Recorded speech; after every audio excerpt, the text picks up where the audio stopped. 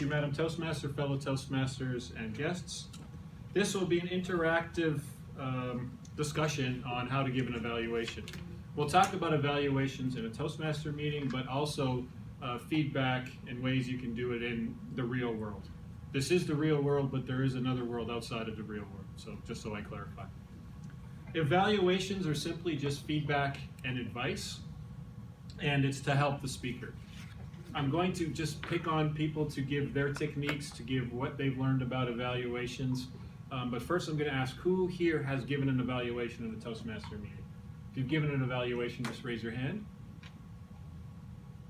Excellent. Those that didn't raise your hand, after this discussion, you will be confident enough to give an evaluation. Because an evaluation is simply just your opinion on ways that the speaker can improve and ways that you can motivate the speaker to continue to speak. They are a little bit scary at first, but I recommend everybody give as many evaluations as you can. It will not only help you in terms of in a Toastmaster meeting, but in real life, just giving feedback. And it's also a great way to craft a speech because you're actually giving a mini 3-minute speech. You'll have an intro, you'll have a body, and you'll have conclusion. I'm going to ask Ron to just give what is a way that you give an evaluation, one way that you do an evaluation. I think the first thing to keep in mind is there's a speaker and there's yourself. So what did the speech do to you? How did you feel? And when you're doing your evaluation, it's about you and the speech. So use a lot of I's, like I felt this. I lost track when this happened. And keep away from things like everyone, we. You can't speak on behalf of the others. You can only speak for yourself because in a room like this, everyone will have seen something different. They would have been affected differently by the words that were spoken. Well said, thank you. Trin, is there a method that you use to give an evaluation? There's still no method. What I do, I try to have a layout of what I look for. So before any evaluation, I would write down vocal variety, gesture, structure, delivery style. So when I see something I like, I put a plus next to that item. If something I feel like the speaker could improve on, I put a minus. And then I would try to find a way to recommend. So if the speaker missed this, then how would he or she improve? Excellent, thank you. With the pathways, the evaluations forms are a lot easier than they have been in the past. Ron, you have one of the pathways evaluation forms. Can you just quickly explain what the form is? Quickly. The form is 3-page. It has whatever the topic is.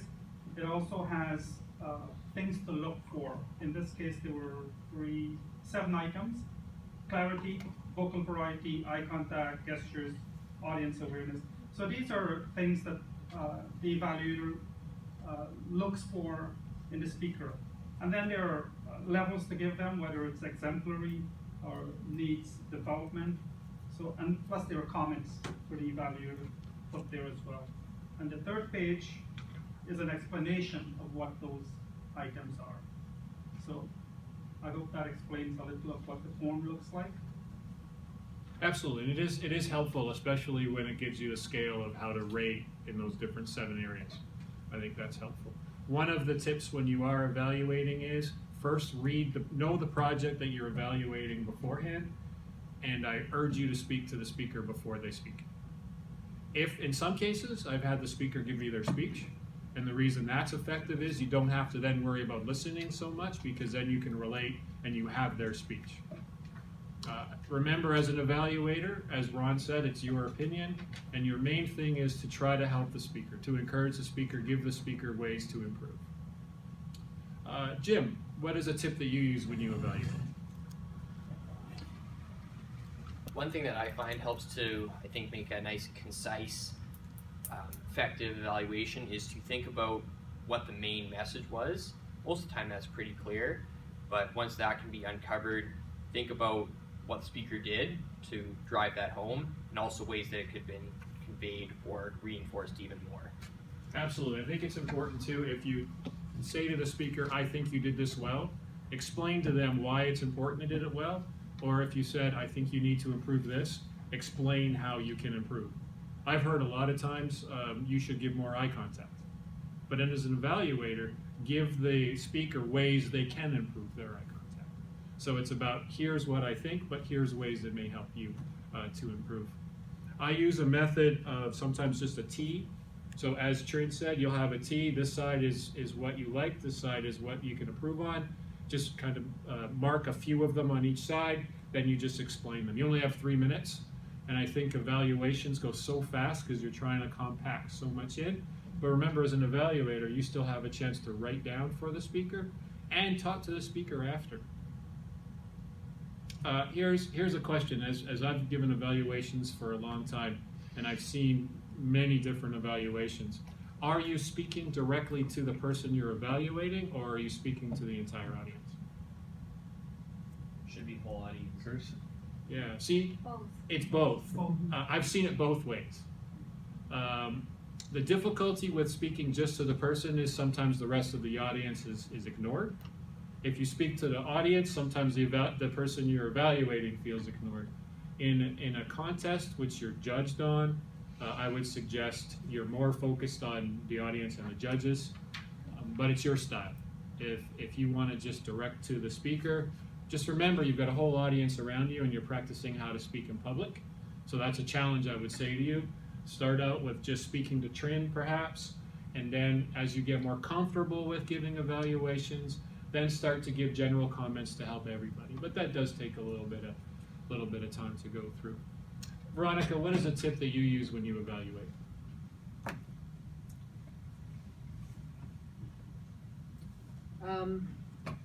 I evaluate the speech, not the speaker.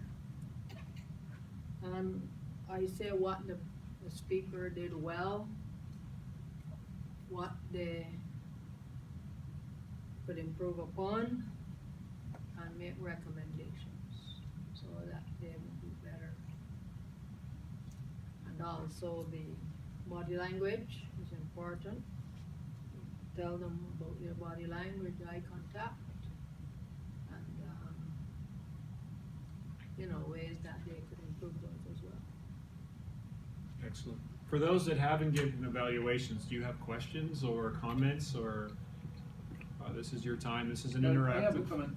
Absolutely. How can one evaluate a person if they don't have the experience in speaking? For instance, I don't have the experience of public speaking, so how can I develop that to evaluate? For instance, if I have to evaluate your speech, no matter what you tell me right now, because I don't have that experience with eye contact, body movement, hand gestures or whatever, so I feel that it's not going to be appropriate for a person that less experienced in public speaking to evaluate someone. Thank you. That's a great question, and I hear this all the time. Do I have to have 3 speeches before I give an evaluation? Should I give my icebreaker? Here's my answer to that. I gave evaluations. I was in a contest before my first speech. Every time you're up here, you're going to improve. If you don't jump in and do it, you're not going to get the experience that you need. Your first speech, you're gaining experience and you're getting better and better. Do I think you should wait to give an evaluation before you give a speech? I personally don't think so. We are supporting everybody where it's a learning environment.